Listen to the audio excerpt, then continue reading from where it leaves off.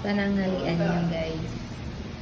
Hello, na pinarito, and then nilaga lang yan. And then, ano tawag dito, Lolo? Ginisa sa sibuyas? Gisa, sibuyas na bagong na isda. Bagoong na isda raw yan, guys. Nakalimutan ko ng charis. Ito, nag-add na lang din ako ng itlog. Kain na tayo.